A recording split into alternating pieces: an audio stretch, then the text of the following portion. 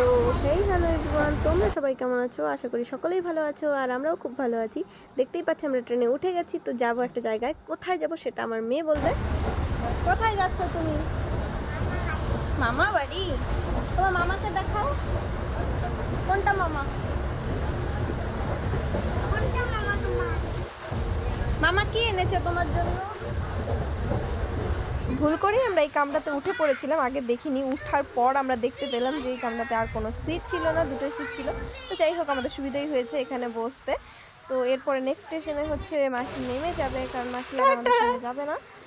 তো মাসিকে টাটা করছিলাম তাই বলে। তো চলো এবার যাওয়া যাক।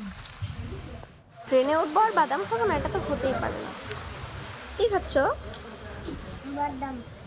দেখতে দেখতে আমরা প্রায় নিউ বঙ্গাইগাঁও স্টেশন পৌঁছেই গেলাম। তো দেখতেই পাচ্ছি এখানে আমার বোন আমাকে হাই করছে, না আমাকে না, ক্যামেরাতে হাই করছে। তো ফাইনালি আমরা নেমে গেছি স্টেশনে। যেহেতু এই ট্রেনটা বিজনি পর্যন্ত যায় না, তাই আমাদেরকে নিউ বঙ্গাইতেই নামতে হলো। বাবা থাকলে নিশ্চয়ই নিতে আসতো, কারণ বাবা আজকে বাড়িতে নেই।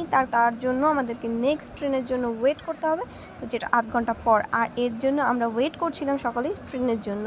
তো দেখা যাক কখন ট্রেন ঢোকে, তারপর আমরা যাব বিজনি। ইয়ে! তো ট্রেনের জন্য ওয়েট করতে করতে আমি আর বোন চলে গেছিলাম কোল্ড ড্রিঙ্কস আনতে, কারণ অনেক তেষ্টা পেয়ে গেছিলো তাই জন্য। তো মাম্মা আর ওর মামা এখানে খাচ্ছে ললিপপ। আমার মেয়ের ললিপপ খেতে খুবই ভালোবাসে। তো তারপর আমরা একটু এদিক ওদিক ঘোরাঘুরি করলাম, আর ট্রেনের জন্য ওয়েট করতে করতে পাগল হয়ে গেছি। তো ফাইনালি ট্রেনটা চলে এসেছে, আর ট্রেনটা ফাঁকা পেয়ে গেছিলাম। তো দেখো তাড়াতাড়ি আমরা বিজনিও চলে এসেছি, আর এটা হচ্ছে বিজনি স্টেশন। তো চলো এবার বাড়ি যাওয়া যাক।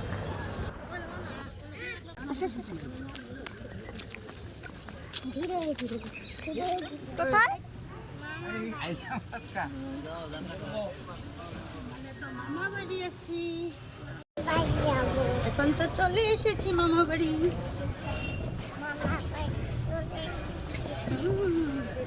এই হচ্ছে আমাদের বাড়ি, আর ফাইনালি আমরা বাড়ি চলে এলাম। আজকের ব্লগটি এতটুকুই। ব্লগটি কেমন লাগলো অবশ্যই কমেন্টে জানিও। দেখা হচ্ছে নেক্সট কোনো ব্লগে। টাটা।